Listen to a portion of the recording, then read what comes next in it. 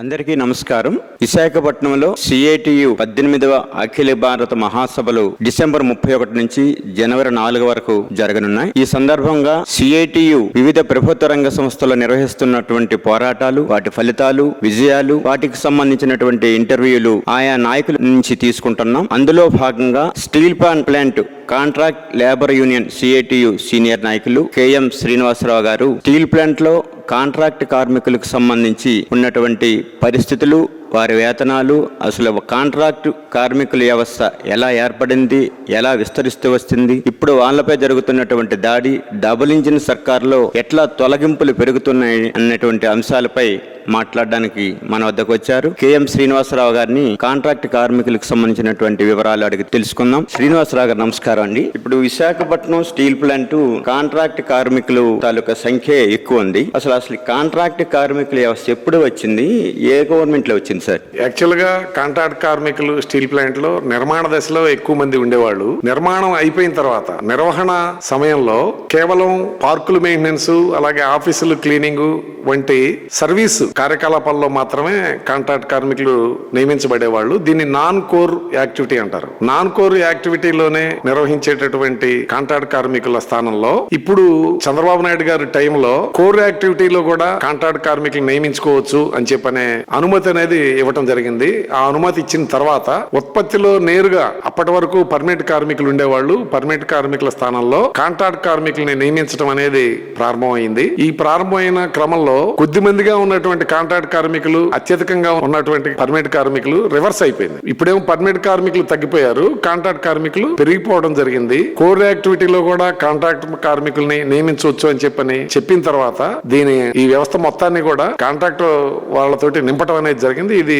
చాలా దుర్మార్గమైనటువంటి చర్యగా భావించవచ్చు. శాశ్వత స్వభావం కలిగినటువంటి పని ప్రదేశాల్లో కాంట్రాక్ట్ కార్మికులను నియమించుకోవడం సరైనదని అసలు ఎందుకు అట్లా చేశారంటే వేతనాలు తగ్గించుకోవడానిక?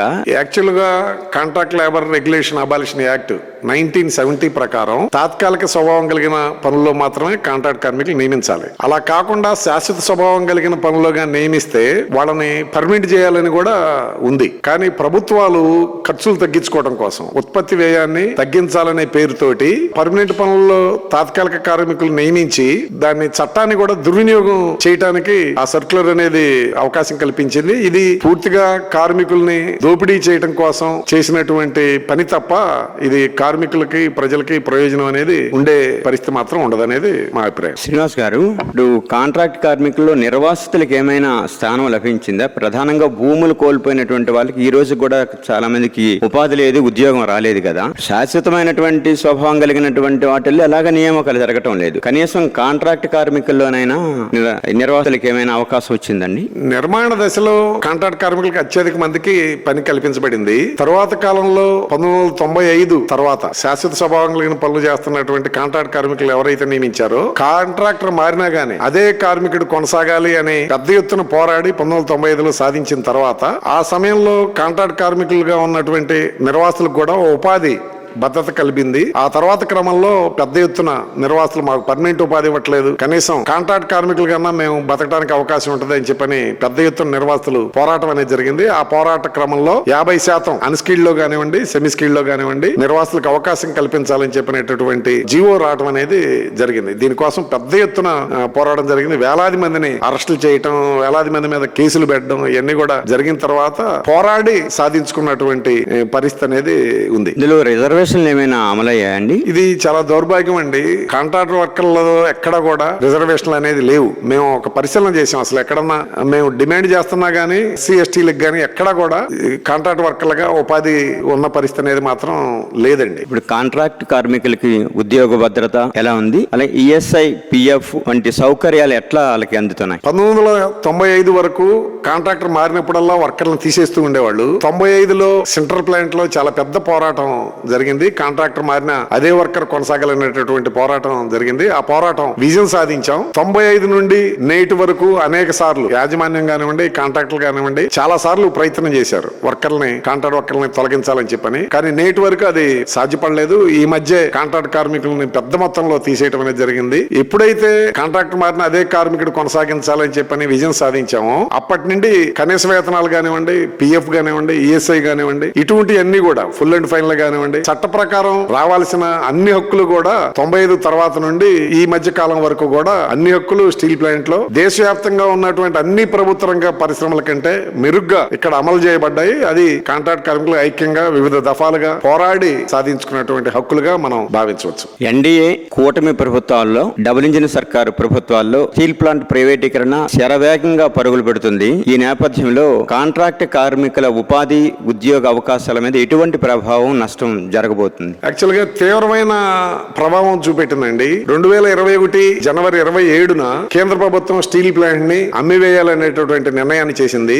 ఆనాటి నుండి గత సంవత్సరం క్రితం వరకు కూడా మొత్తం ఏ ఒక్క కాంట్రాక్ట్ కార్మికుడికి ఉపాధి పోకుండా కాపాడుకున్న పరిస్థితి అనేది ఉంది. ఈ స్టీల్ ప్లాంట్ ని నిర్వహణకు కూడా ఇబ్బందులు వచ్చినాయి. సొంత గనులు లేకపోవడం, వీటన్నిటి కారణంగా పెద్ద ఎత్తున పోరాటాలు జరిగినాయి. ఈ పోరాటాల సందర్భంగా స్టీల్ ప్లాంట్ కి కేంద్ర ప్రభుత్వం 4,400 పైబడి కోట్లు కేటాయించింది ప్యాకేజీ. ఆ ప్యాకేజీ కేటాయించిన దాంట్లో షరతులు పెట్టింది. కార్మికుల్ని, కాంట్రాక్ట్ కార్మికుల్ని తొలగిస్తేనే ఆ ప్యాకేజీ ఇస్తామని చెప్పని కేంద్ర ప్రభుత్వం పెట్టిన షరతు కారణంగా ఇక్కడ కాంట్రాక్ట్ కార్మికులందరూ కూడా ఉపాధి కోల్పోయినటువంటి పరిస్థితి అనేది వచ్చింది. రాష్ట్ర ప్రభుత్వం దీన్ని అడ్డుకోవాలి. వాస్తవంగా ఇంత పెద్ద ఎత్తున 5,000 మంది కాంట్రాక్ట్ కార్మికుల్ని తీసేయడం అనేది చాలా దుర్మార్గం. వీళ్ళల్లో అత్యధికులు కాంట్రాక్ట్ కార్మికులు ఉన్నారు, నిర్వాసితులు ఉన్నారు. ఈ నిర్వాసితుల్ని శాశ్వత ఉపాధి కల్పించాలి నిర్వాసితులకి. కానీ శాశ్వత ఉపాధి కల్పించకపోగా ఉన్న ఉపాధిని కూడా తొలగించడం అనేది చాలా దుర్మార్గం. దీంట్లో ముఖ్యంగా పల్లా శ్రీనివాసరావు గారు కాంట్రాక్ట్ కార్మికుల్ని తీయడానికి వీల్లేదని చెప్పని పోరాటం జరుగుతున్న క్రమంలో మీకు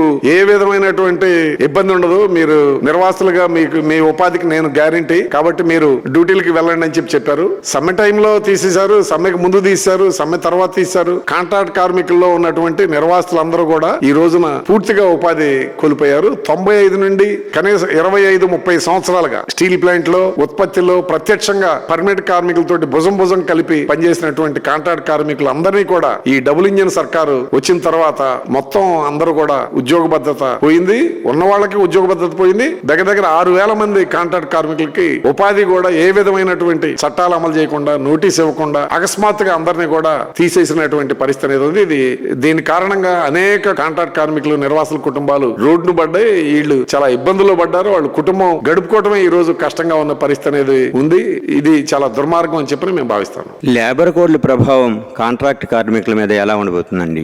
లేబర్ కోడ్లు అంటే చట్టాలు ఉండగానే ఏ చట్టాలు అమలు చేయడం కోసం పెద్ద ఎత్తున పోరాడి ఇక్కడ సాధించుకున్నాం. లేబర్ కోడ్స్ అమలుగానే వస్తే ఈ ఉన్న హక్కు కూడా లేకుండా పోయే ప్రమాదం ఉంటుంది. ఉద్యోగ భద్రత ఉండదు. స్టీల్ ప్లాంట్ లో గతంలో 8 గంటల పని విధానం అమలయ్యేది. ఇప్పుడు 8 గంటల పని విధానం నుంచి 12 గంటల పని విధానానికి తీసుకొస్తా ఉన్నారు. 8 గంటలకు ఇచ్చిన జీతాన్ని 12 గంటలు పని చేయించుకునేటటువంటి పరిస్థితి ఉంది. లోపలే బానిసల్లాగా పురాతన కాలంలో ఎలాగైతే తెల్లారితే డ్యూటీకి వెళ్ళటం, చీకటపడేంత వరకు పనిచేయడం ఎలాగుండేదో ఇప్పుడు లోపలే వాళ్ళకి నివాసాలు ఏర్పాటు చేసి 12 గంటల పని, డే ఒక బ్యాచ్, నైట్ ఒక బ్యాచ్ అనే పద్ధతిలో 12 గంటలు పని చేయించుకునేటటువంటి పరిస్థితి అనేది వచ్చింది. అలాగే పిఎఫ్ అంతకుముందు సక్రమంగా అమలయ్యేది, ఫుల్ అండ్ ఫైనల్ సక్రమంగా అమలయ్యేది. ఇప్పుడు పిఎఫ్ గానీ, ఈఎస్ఐ గానీ, ఫుల్ అండ్ ఫైనల్ గానీ కనీస వేతనం కూడా సక్రమంగా అమలు కానటువంటి పరిస్థితి అనేది వచ్చింది.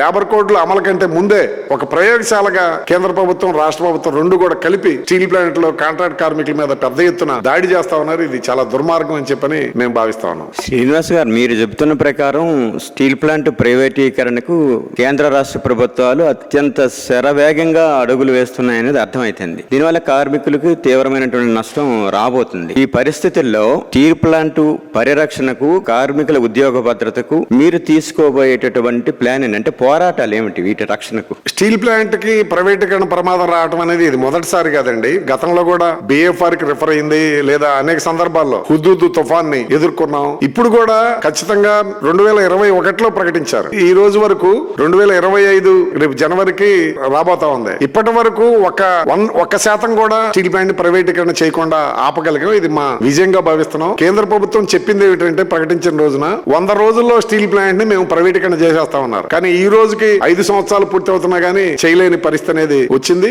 భవిష్యత్తులో మనకి ఇక్కడ వచ్చిన దౌర్భాగ్య పరిస్థితి ఏంటంటే, మన రాష్ట్రంలో అధికారంలో ఉన్నటువంటి ఏ రాజకీయ పార్టీ ఉంటే ఆ రాజకీయ పార్టీ, గతంలో ఉన్నటువంటి వైఎస్ఆర్సీపీ కానివ్వండి, ఇప్పుడు ఉన్నటువంటి తెలుగుదేశం ప్రభుత్వం కానీ, ఇది విశాఖకు, ఆంధ్రలోకి కానీ అనేక త్యాగాల ఫలంగా సాధించుకున్న సిమెంట్ స్టీల్ ప్లాంట్ గా దీన్ని భావించి నిలబెట్టేదానికి ప్రయత్నం చేయకపోవడం చాలా దుర్మార్గం. అయినా కానీ మేము ఇప్పటికి కూడా అనేక అనేక కార్యక్రమాలు చేశాం. 10 కిలోమీటర్ల మానవహారం, 100 కిలోమీటర్ల బైక్ యాత్రలు, అనేక మంది పెద్ద పెద్ద నాయకులను తీసుకొచ్చి బహిరంగ సభలు, ఇటువంటి అన్నింటినీ కూడా నిర్వహించి ఇప్పటి వరకు ఆపుకుంటూ వచ్చాం. భవిష్యత్తులో కూడా దీని స్టీల్ ప్లాంట్ ప్రైవేటీకరణ అమ్మకానికి వ్యతిరేకంగా చాలా పెద్ద ఎత్తున పోరాటానికి ప్రజానీకం మొత్తాన్ని కూడా సన్నద్ధం చేస్తాం. ఇప్పటికి ప్రభుత్వం మోసం చేస్తుంది అనేది ప్రజలకి అర్థమవుతా ఉంది. ప్రజల మద్దతుతోటి, రాష్ట్ర వ్యాప్తంగా ఉన్న కార్మిక వర్గం మద్దతుతోటి ఖచ్చితంగా ఈ స్టీల్ ప్లాంట్ పరిరక్షణ కోసం భవిష్యత్తులో మరింత పెద్ద ఎత్తున పోరాటానికి సిద్ధమవుతా ఉన్నాం. పోరాటాల ద్వారా మాత్రమే రాజకీయ నిర్ణయాన్ని ఎదుర్కోవటానికి మేము ఎదుర్కోగలమని చెప్పని మేము భావిస్తా ఉన్నాం. ఉత్పత్తిలో శాశ్వత ఉద్యోగులతో సమానంగా కాంట్రాక్ట్ కార్మికులు కూడా పనిచేస్తున్నారు. కానీ వేతనాలు,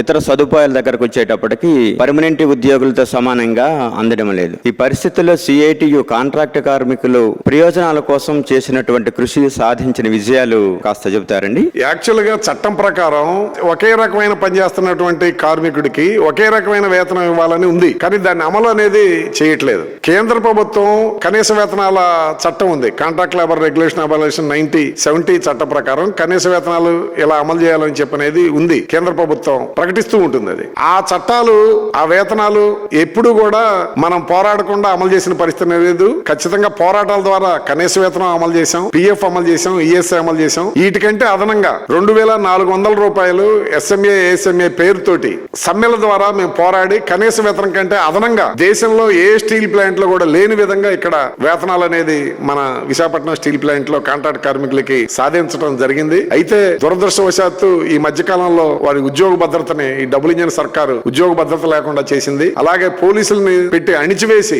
ఏ హక్కులు కూడా అడగకుండా ఉద్యమాలని అణిచివేస్తా ఉంది. ఈ అణిచివేతలన్నింటినీ కూడా ఇది తాత్కాలికమే. ఖచ్చితంగా కార్మికుల్లో భవిష్యత్తులో పెద్ద ఎత్తున మళ్లీ పోరాటాలు ప్రారంభం అవుతాయి. ఖచ్చితంగా తిరగబడి వాళ్ళ గతంలో ఏ విధంగా అయితే హక్కులు ఉన్నాయో, ఉద్యోగ భద్రత ఉందో, దానికోసం కాంట్రాక్ట్ కార్మికుల్ని, నిర్వాసితుల్ని అందరినీ సన్నద్ధం చేసి పెద్ద ఎత్తున పోరాటాలకి సిద్ధం అవుతున్నారు. ఆ విధంగా పోరాటాలు చేయడం ద్వారా మళ్లీ పోగొట్టుకున్నటువంటి హక్కులన్నింటినీ కూడా నిలబెట్టుకోగలం అనేటటువంటి విశ్వాసంతో సిఐటియు ముందుకెళ్తుందని చెప్పని చెప్పదలుచుకున్నాం. థ్యాంక్ యూ శ్రీనివాసరావు గారు. ప్రధానంగా మీరు మీ పోరాటాలు, కార్మికులకు సంబంధించి, వారి భద్రతకు సంబంధించి, స్టీల్ ప్లాంట్ పరిరక్షణకు సంబంధించి మీ పోరాటం ఖచ్చితంగా విజయం సాధించాలని, ఆ రకంగా కార్మికుల పక్షాన మనగాడుగా నిలబడుతున్న మీ ట్రేడ్ యూనియన్ ఖచ్చితంగా ఆ రకమైనటువంటి పాత్ర భవిష్యత్తులో కూడా పోషించాలని, ప్రభుత్వ ప్రమాదకర విధానాలను తిప్పికొట్టే విధంగా మీ పోరాటాలు జయప్రదం కావాలని కోరుకుంటున్నాం. ధన్యవాదాలు.